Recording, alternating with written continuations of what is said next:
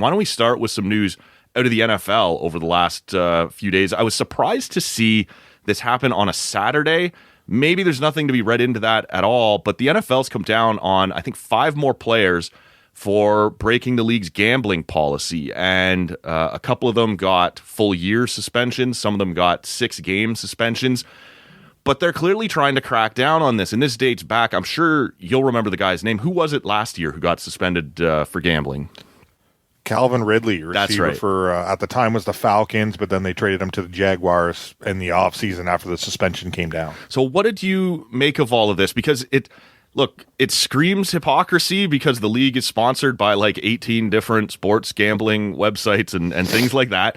But at the same time, they don't want any appearance of impropriety. They don't want their guys betting on football, even if it's other games, even if it's on their own team to win. They just don't want it because it opens up the door to guys throwing games and things like that, or moving the, move the line, whatever it might be.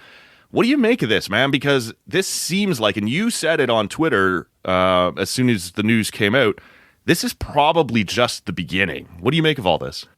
Yeah, it's been interesting because the NFL and even like all of the major 4 sports, whether it be the NHL, MLB, NFL, NBA, the hesitancy over the years to engage with sports betting as sponsors, right? And now it's like you can't turn on your TV without seeing at least 2 ads during a commercial break now, which isn't very good. But when you go through and you see now that teams, and a lot of the reason goes back to, Pete Rose and, betting on, games, the Black Sox early back in the day. Yeah. There's so many, when you have that ability to do that, and you see Calvin Ridley, what he did, he was suspended for a year.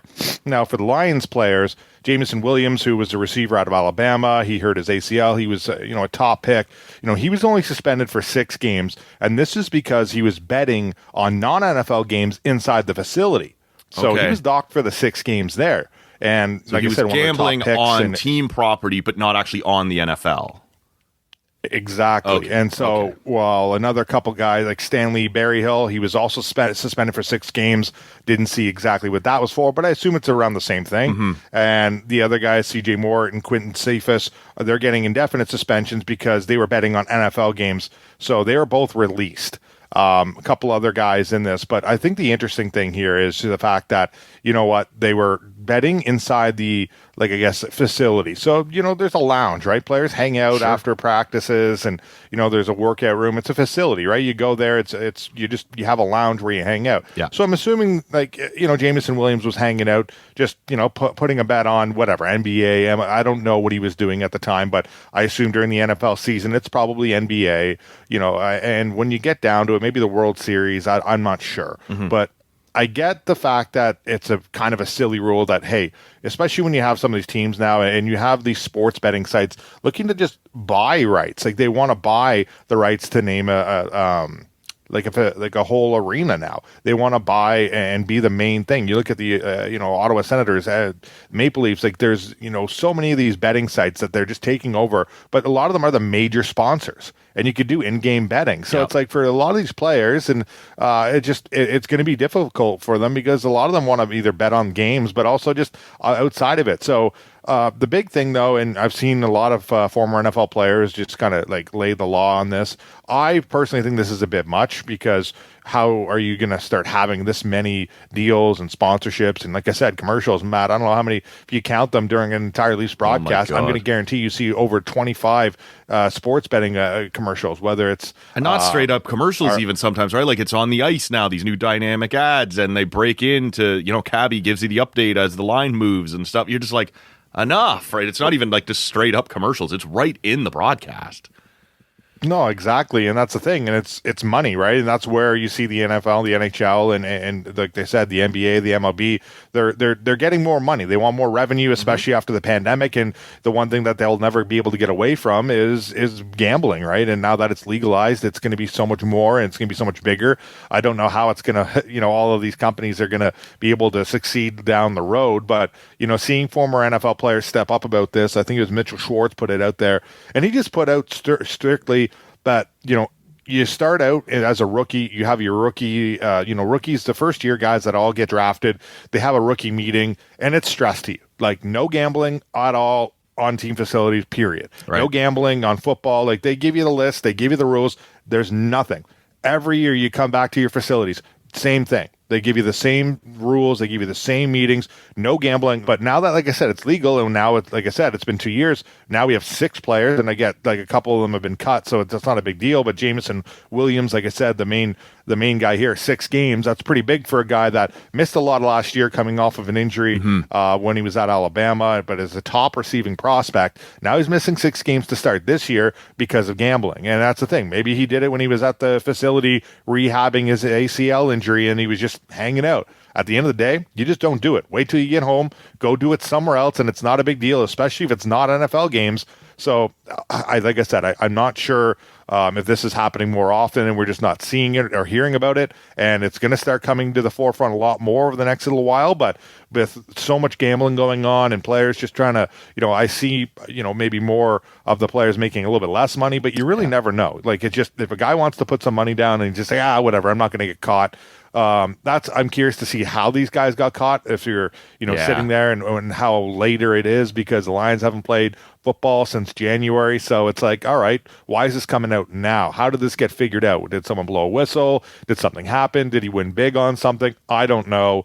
It's just a very interesting thing that he got suspended for betting on games at the facility. I don't know about you, Maddie, but when you see this, it's happened now twice in the NFL. I'm pretty sure it's happened in a couple other sports, but does this surprise you at all? Are you expecting a little bit more? Because I'm expecting more. I think it's going to keep happening.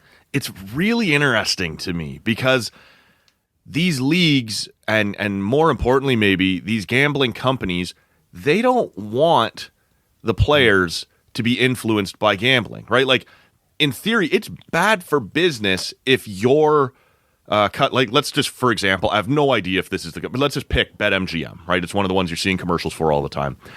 Their customers are not going to be comfortable if they know that players, or even if they suspect that players might be betting on games, because now you worry about he dropped that pass because he's got a bet on it that they're going to, not cover this game or whatever it might be, right? Little things like that.